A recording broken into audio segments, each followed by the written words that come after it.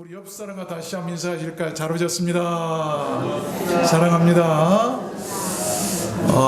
더우신데도 이렇게들 많이 나오셔서 참 감사를 드립니다. 한번 따라서 해볼까요? 주와 같은 신이 어디 있을까? 이런 제 말씀을 증가하려고 합니다. 오늘 본문 말씀은 그 배경이 이렇습니다. 구약에 미가라고 하는 선지자가 있는데 그 어떤 신과도 비교 불가한 하나님을 만난 다음에 그 하나님이 어떤 분인가에 대해서 증거하고 있는 내용입니다. 그런 이렇게 말하죠. 오늘 본문에 보면 주와 같은 신이 어디 있으리까? 우리가 하나님을 그렇게 바로 안다는 것은 매우 소중한 일이고 하나님께서 기뻐하시는 복 중의 복인 것을 알아야 합니다. 에레미야 9장에 보니까 이런 말씀이 있어요. 자랑하는 자는 이것을 자랑할지니 곧 명철하여 나를 아는 것과 우리가 자랑할 것은 하나님을 아는 것. 여호와는 인애와 공평과 정직을 땅에 행하시는 자들을 깨닫는 것이라. 나는 이 일을 기뻐하노라. 여호와의 말이니라. 하나님께서 직접 말씀하시기를 내가 기뻐하는 일은 내가 어떤 사람인가를 너희들이 알고 깨닫는 것이다 라고 하는 말씀이에요. 아십시오. 성경은 한마디로 하나님이 어떤 분인가를 알게 하고 있는 책입니다. 인류 역사상 지금까지도 오늘까지라도 베스트셀러로 가장 많이 팔리고 읽혀진 책이 성경인데 그 성경이 지시하신 것은 하나님이에요. 호세아서 6장에서 보면 호세아 선지자가 이렇게 말씀합니다. 나는 인애를 원하고 제사를 원치 않냐며 번제보다 하나님을 아는 것을 원하노라. 큰 소를 한 마리 가지고 와서 하나님께 제물로 바치면서 예배드리는 그런 예배보다도 하나님을 아는 것을 또 원하신다.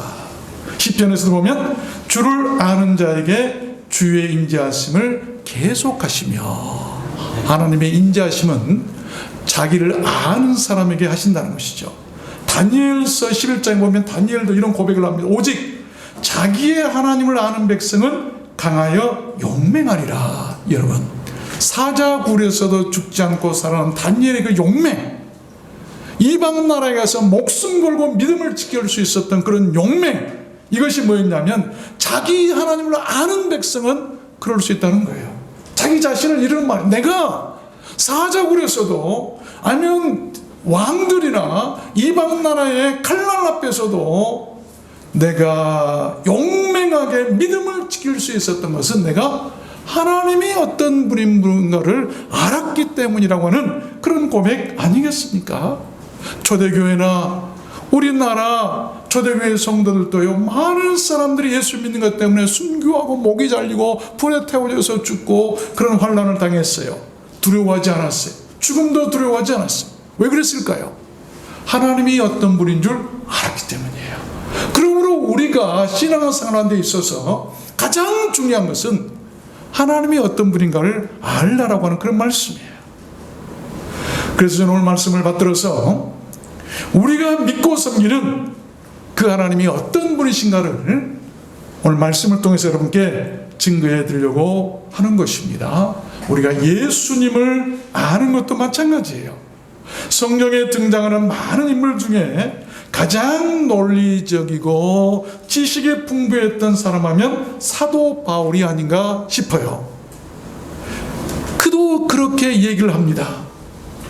또한 모든 것을 해로 여김은 내 주 그리스도 예수를 아는 지식이 가장 고상함을 인함이라. 내가 그를 위하여 모든 것을 잃어버리고 배설물로 여김은 그리스도를 얻고 그 안에서 발견되려 함이라. 놀라운 고백이죠. 가장 공부 많이 한, 세상 지식으로 가장 충만했던 그런 어떤 성경 지식이나 율법이나 모든 지식에 가장 탁월했던 그 바울 사도도 모든 그동안 자기가 배웠던 것, 알았던 것 다 배설물처럼 버려도 하나도 아깝지 않는데, 왜냐하면 예수 그리스도를 아는 지식이 너무나 고상하고, 가장 고상하기에 내가 그 그리스도를 얻고 그 그리스도 안에서 내가 발견되면 이처럼 큰 복이 어디 있겠는가. 나는 그런 사람이기에 그런 사람에게 모든 것을 벌 수 있다라고 고백한 것 아니겠습니까? 그렇습니다. 우리들 인생의 가장 큰 지식은 하나님을 아는 거예요. 그리고 가장 큰 복은 그 아들 예수 그리스도를 믿는 것입니다. 하나님을 알고 그 아들 예수 그리스도를 믿는 사람은 구원을 얻고 영생을 받기 때문입니다. 믿습니까? 이것이 우리 기독교예요. 하나님을 알고 그 아들 예수 그리스도를 믿고 구원 얻는 것, 이거 기독교 아니겠습니까? 기독교는 간단해요. 그러면 우리가 알아야 할 그 하나님은 어떤 하나님이실까요? 첫 번째로 이 forgive sins, 죄악을 사유하신다. forgive sins, 죄악을 사유하시는 하나님이시다. 우리의 죄 때문에 우리가 멸망당하고 지옥 갈 수밖에 없는데, 우리 인류의 죄를 사하신 분이 어떤 분인가를 알아야 돼요. 이건 모르면 구원 못 받는 거예요. 이건 모르면 지옥 갈 수밖에 없는데, 가장 중요한 지식은 우리의 죄를 사해 주신 분이 누구신가를 알라 이 말입니다. 18절 보니까 주와 같은 신이 어디에 있으니까 주께서는 죄악을 사유하시며, 놀라운 복음이에요. 이 사유한다는 말은 먼저 용서하고, 또한 이 법원에서 사면하고 감옥에서 방면한다, 논리적이에요. 먼저 하나님께서 알고 마음속으로, 그래 내가 두란노 성교회 성도들은 나를 잘 믿고 내가 어떤 사람인 줄 알기 때문에, 어떤 분인 줄, 어떤 하나님인 줄 알기 때문에 내가 저들 용서하겠다.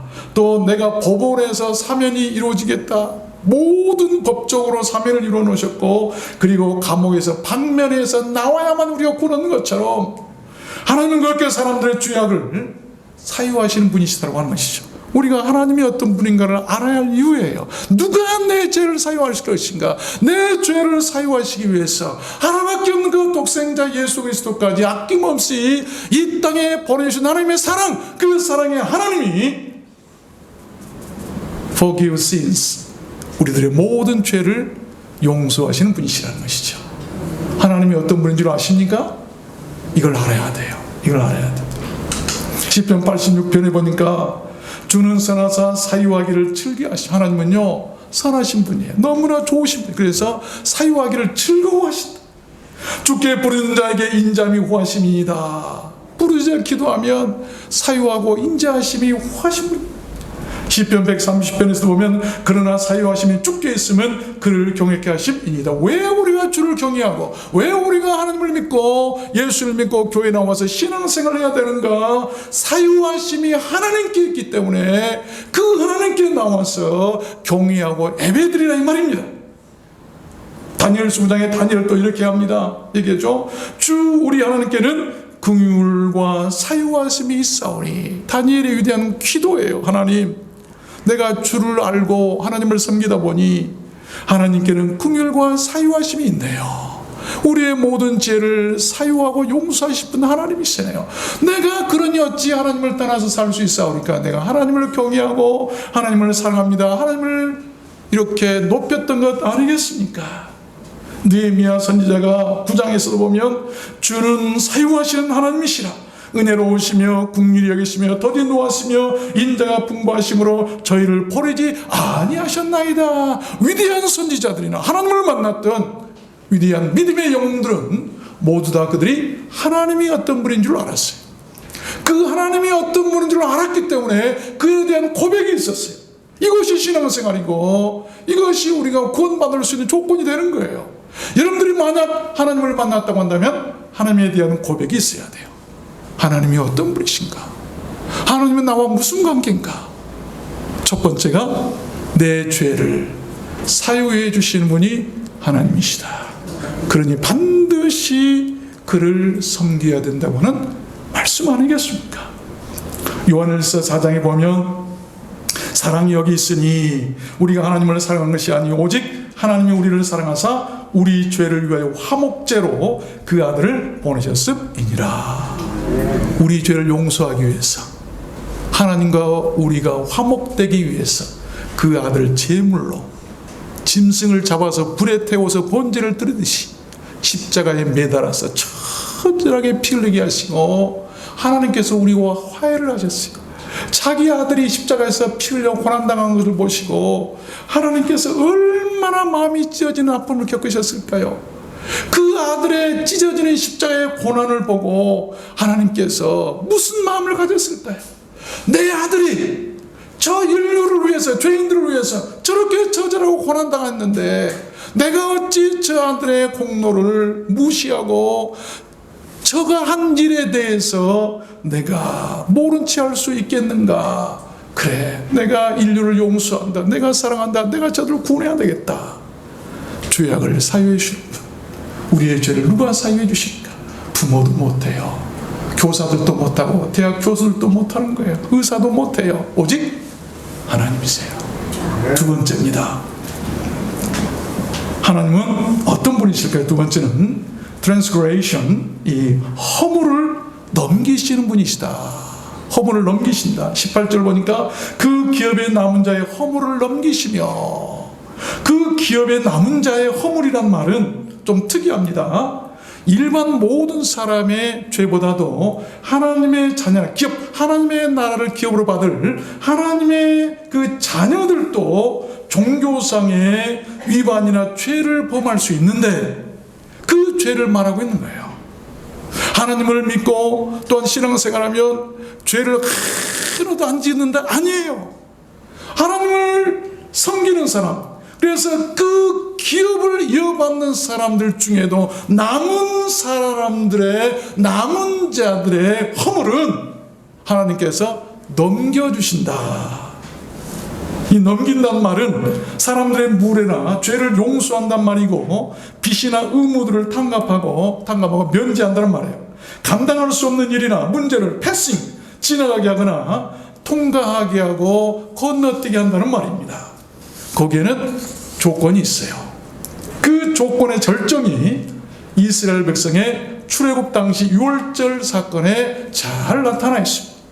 출애굽기 12장에 보면 내가 애굽 땅을 칠 때에 그 피가 너희의 거하는 집에 있어서 너희를 위하여 표적이 될지나 내가 피를 볼 때 너희를 패스오버 넘어가리니 재앙이 너희에게 내려 멸하지 아니하리라. 재앙 가운데서 이 애굽의 많은 장자들이 다 죽어가는데 그 죽음의 심판 가운데서 이스라엘 백성들은 하나도 죽지 않았어요. 조건이 하나 있었습니다. 그것이 뭐였어요? 유월절 어린 양. 조건이 다른 거 없었어요. 그 조건 때문에 살았다. 이게 우리 기독교예요. 예수를 믿어야 할 유다 이 말입니다. 바로 그 어린 양, 유월절 어린 양이 누구를 지칭하고 있는가? 장차 십자가에서 처절하게 고난당하실 바로 우리 주님 그리스도를 예표하고 있는 것 아니겠습니까? 시편 32편에 보면 허물의 사함을 얻고 그 죄의 가려움을 받는 자는 복이 있도다. 내가 이르기를 내 허물을 여호와께 자복하리라고 주께 내 죄를 아뢰고 내 죄악을 숨기지 아니하였더니 곧 주께서 내 죄의 악을 사하셨나이다. 우리가 자복하고 하나님께 아뢰면 하나님께서 모든 죄를 사하세요. 그리고 고치십니다. 왜 그럴까요? 주의 기업에 남은 자들이기 때문이에요. 기업을 이어받을 자이기 때문에. 아무나 그런 은혜를 주시지 않습니다. 에베소 2장에도 보니까 허물과 죄로 죽었던 너희를 살리셨도다. 허물로 죽은 우리를 그리스도와 함께 누구 함께 살리셨다고요? 그리스도와 함께. 모든 것은 예수 때문이에요. 하나님께서 우리의 죄를 사하시고 우리의 허물이 넘어가도록 하는 것은요, 다른 것 하나 없어요. 그 아들 예수 때문이에요. 그 아들 예수가 우리를 위해서 고난당하신 그 고난 때문에 하나님께서 그렇게 하신다. 우리는 어떻게 살아갈 것인가? 마가복음 11장에 주님께서 이렇게 말씀하셔서 서서 기도할 때 아무에게나 혐의가 있거든 용서하라. 그리하여 하늘에 계신 너희 아버지도 너희 허물을 사하여 주시리라. 자기는 사함을 받았는데 사함을 받고도 다른 사람을 용서하지 않는 하나님께서 그 사람을 거두어 버리고 다시 사지 않고 다시 죄를 묻겠다는 말씀, 무서운 말씀. 우리가 주님의 그 용서받은 사랑을 아는 사람은 누구를 용서 못하겠어? 내 그 무섭고 붉은 죄들을 그 그리스도의 은혜로 사해 주셨는데 용서받은 내가 누구를, 예를 들어서 내가 10억이란 빚이 있었는데 이 빚 때문에 감옥에 잡혀갈 뻔하게 됐는데 어떤 사람이 와서 한 푼 탕감해 주었어요. 그런데 나가다가 자기에게 꽂은 사람, 자기 꽂은 사람, 빚진 사람 한 1,000원 꽂았는데 너 이놈 내가 1,000원 꽂았는데 왜 아직도 안 갚으냐라고 할 수 있을까요? 10억이나 탕감 받았는데. 우리는 그렇게 용서해야 돼. 그래야 우리의 허물을 사해 주시겠다. 십자가는 용서예요. 잠언 19장에 보면 허물을 용서하는 것이 자기의 영광이니라. 우리 사람들의 가장 큰 영광이 뭐죠? 용서하는 것이죠. 내가 누군가를 용서하면 그 사람은 하나님 앞에 최고의 영광이 되는 거예요. 우리 모두 다 용서하며 살았으면 좋겠습니다. 세 번째입니다. 하나님은 어떤 분이실까요? anger, 이 노를 항상 품지 않은 분이시다고 미가 선지자가 오늘 말씀하죠. 18절 보니까 인애를 기뻐하심으로 노를 항상 품지 아니하시나이다. 노를 항상 품지 아니하신다고 한 이 말은 do not stay forever, 영원히 머물러 있지 못하게 하신다. 그렇습니다. 하나님은 인애를 기뻐하세요. 그래서 노를 항상 품지 않으시고 그의 자녀나 백성들 가운데 노가 항상 머물러 있지 못하게 하신다. 우리가 자식들이라도, 사랑하는 자식들이라도 가끔 속상하고 그러면 화도 내고 그러죠. 그런데 사랑하는 자식이기 때문에 하루 종일 자식이나 손주들에게 화내고 노한 사람이 있을까요? 없죠. 하나님도 마찬가지야. 우리가 잘못하면 잠시 하나님께서 노하셔도 항상 그 노를 품고 있지는 않으세요. 그 하나님을 여러분 사랑하시길 바랍니다. 요엘 선지자는 요엘서 2장에서 이런 말씀을 하세요. 너희는 옷을 찢지 말고 마음을 찢고 너희 하나님 여호와께로 돌아올지어다. 그는 은혜로우시며 노하기를 더디하시며 이내가 그치사 뜻을 돌이켜 재앙을 내리지 아니하시나니. 하나님은요 뜻을 돌이키세요. 내가 매를 때려야 되겠다라고 매를 들었는데 너무나 연약하고 내가 때린 이 매를 맞으면 죽을 것 같아서 뜻을 돌이키고 매를 거두신다. 이게 바로 뭐냐면 노를 항상 품지 않으신다고 하는 말씀입니다. 요나서 4장에서도 요나 선지자도 이런 얘기를 합니다. 주께서는 은혜로우시며 자비로우시며 노하기를 더디하시며 이내가 끝이다 뜻을 돌이켜 재앙을 내리지 아니하시는 하나님이신 줄 내가 알았음이니이다. 여러분, 요나가 물고기 뱃속에서 회개하고 다시 하나님께 손들고 온 것은 다른 거 아니에요. 하나님이 어떤 분인 걸 알았어요. 하나님은 노를 항상 품지 아니하시는 인애가 많으시고 사랑이 많으시고 내가 기도하고 내가 잘못했다고 하면 용서하는 분이시기 때문에 내가 이름 하나님 때문에 다시 하나님 내가 기도합니다. 나를 용서해달라고 했더니 하나님께서 두 말도 없이 바로 물고기에게 명하여서 토하여 육지에 내보내 살게 하셨던 것 아니겠습니까? 호세아 선지자도 이런 말씀을 합니다. 그런즉 너희 하나님께로 돌아와서 인애와 공의를 지키며 항상 너희 하나님을 바라볼지니라. 우리가 항상 그 하나님을 바라보라. 그러면 하나님께서 살려주신다고 말씀하셨어요. 호세아서가 뭡니까? 음란하고 음탕한 고멜과 같이 이스라엘 백성들이 하나님을 떠나서 우상을 섬기고 많은 죄를 범한 것이 바로 호세아서에 나오죠.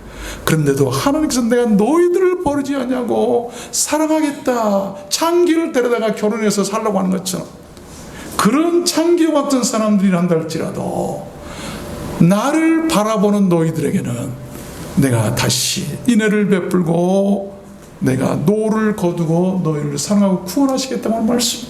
네 번째입니다. 하나님은 어떤 분이실까요? compassion, 이 긍휼히 여기시는 분이십니다.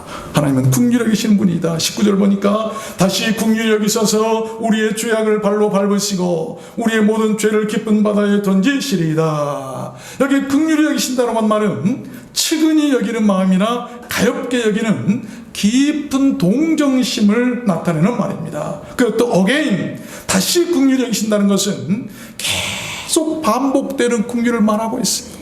한 번, 두 번이 아니고, 아이고, 매 맞고 또 잘못했으면 그러면 또 용서해 주고, 그러면 또 살만하면 또 다른 길로 가면, 아이고, 또 잘못, 그러면 또 한 번, 두 번, 여러분, 70번씩 7번이라도 하나님은 용서하시는 분이세요. 하나님은 우리의 죄를 발로 밟으시고, 모든 죄를 깊은 바닷속에 던져버리신다고 오늘 말씀하고 계세요. 보이지 않게 던져.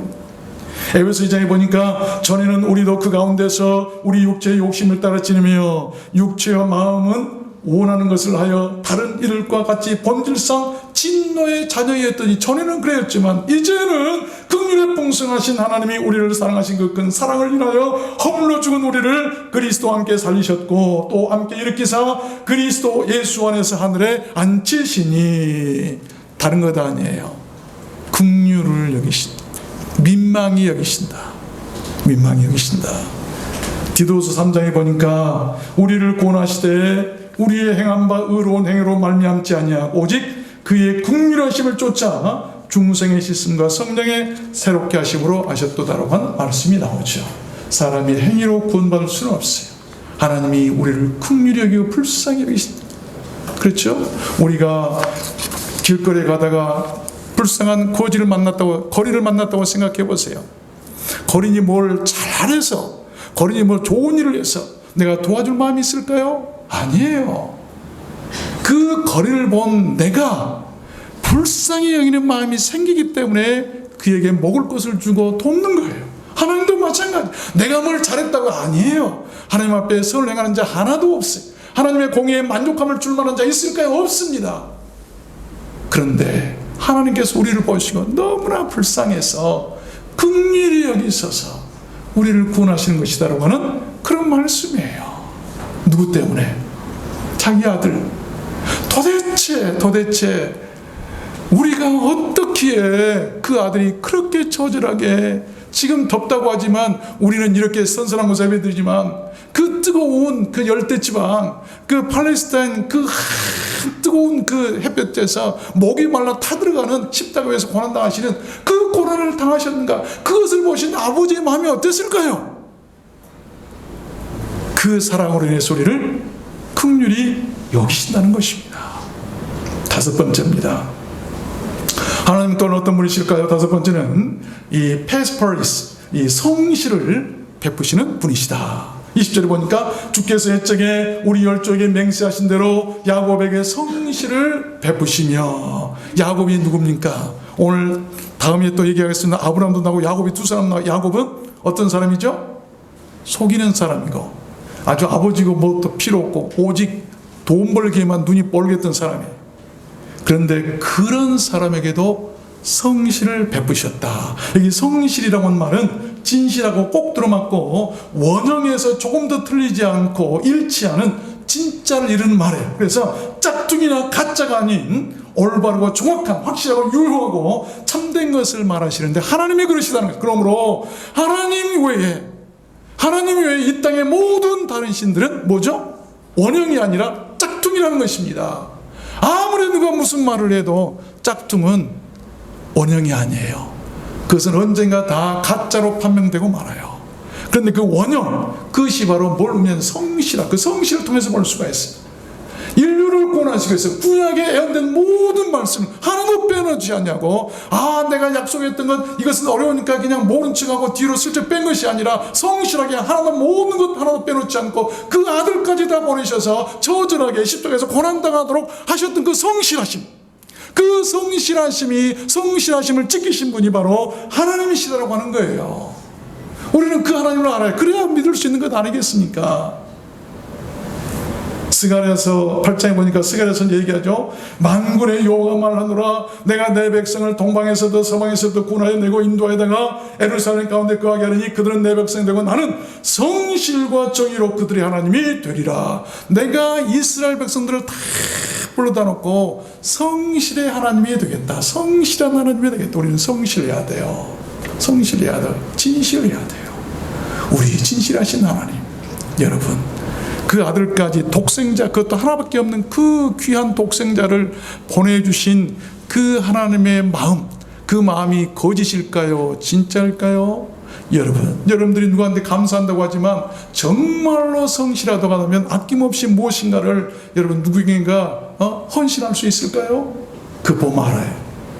근데 하나님은 가장 값진 소중한 것을 아낌없이 우리를 위해서 내어주셨어요. 그래서 그분은 성실하신 하나님으로 우리가 믿을 수 있는 거예요. 그 하나님을 믿으시길 바랍니다. 마지막 6번째입니다. 하나님은 어떤 분이실까? mercy, 인애를 더하시는 분이시다. 20절 보니까 아브라함에게 인애를 더하시리다. 야곱에게는 성실을 베풀어 주시고 아브라함에게는 인애를 더해 주시더라. 인애라고 한 말은 자비나 관용이나 연민의 정이나 인정이 많은 행위를 말합니다. 아브라함이 어떤 사람입니까? 참 고향을 떠날 때 그냥 왔어요. 그 애굽에 갔을 때 자기 부인을 누이라 속여가지고 하마터면 왕에게 빼앗길 뻔했죠. 그런 연약한 사람에게도 하나님은 인애를 더해 주셔서 그날 밤에 그 애굽왕 바로의 마음을 돌이키게 하고 그 부인을 지키고 우리 히브리 민족의 조상인 사라로부터 이삭이 태어날 수 있도록 지켜줬던 것을 우리는 볼 수가 있어요. 그것을 우리는 은총이라고 하는 것입니다.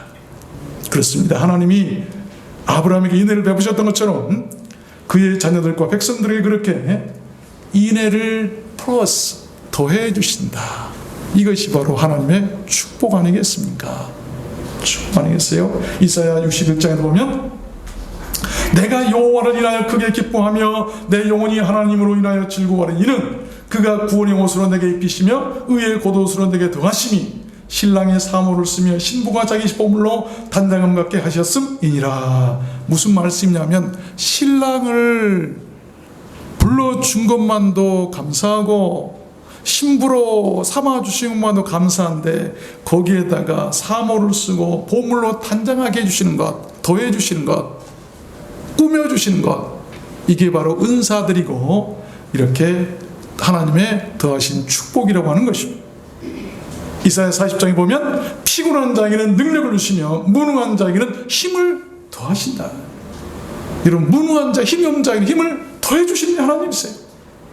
고린도전서 12장에 보니까 덜 귀히 여기는 그것들을 더욱 귀한 것들로 입혀주며 덜 귀하게 여긴 사람들은요 하나님께서 더욱 귀한 신령한 하늘의 것으로 더 입혀주는 거예요. 교회 와서 저 사람들이 미워하고 아이고 뭐 이렇게 싫어하지만 하나님은 온전하고 또 자랑할 만한 사람들이 받지 못할 하나님의 더 신령한 것들을 그들에게 더해 주신다.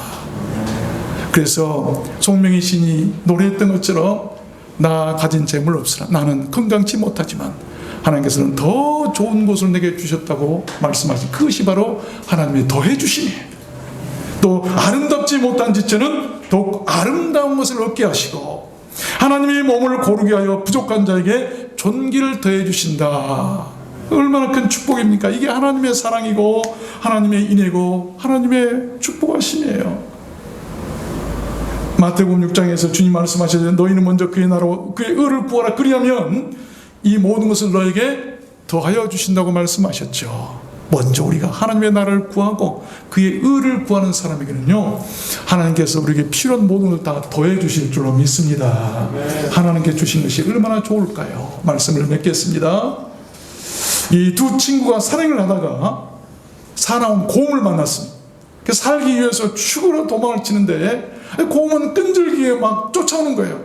두 친구가 서로 살기 위해서 막 뛰면서 속으로 생각합니다. 아이고 이 친구가 뒤쳐져야 내가 살 수 있을 텐데 서로 막 살려고 막 친구가 무슨 친구예요? 언제 친구였냐는 식으로 서로 살려고 막.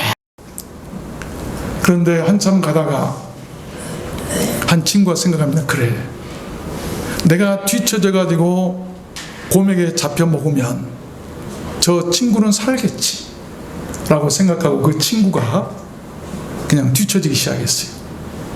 그러나 같이 있던 친구는 아랑곳에 막 살려고 뛰어가는 거예요. 그래서 뒤쳐진 친구가 곰에게 잡혀 먹습니다. 그로 인해서 친구가 살게 되죠. 여러분 그런 친구가 있을까요? 여러분에게 그런 친구가 있으십니까? 우리에게는 있어요. 그분이 바로 우리 주님이세요. 요한복음 15장에 사람이 친구를 위하여 자기 목숨을 버리면 이에서 더 큰 사랑이 없다고 말씀. 이게 기독교예요. 이게 하나님의 사랑이에요.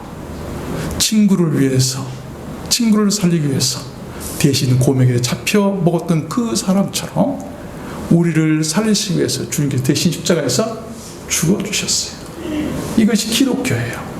이것을 믿으면 구원받는 거예요. 이 예수를 여러분 구주로 영접하시면 여러분 하나님의 백성들이 될 것입니다.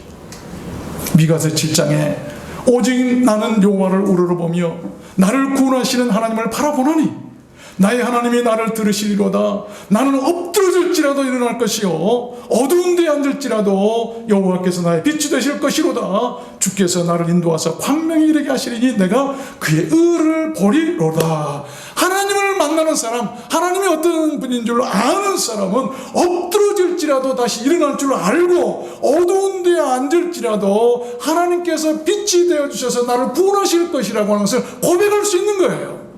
그러면 진짜 신앙은요, 힘들고 어려운 일 당해볼 때 그 가운데서 나타나는 거예요.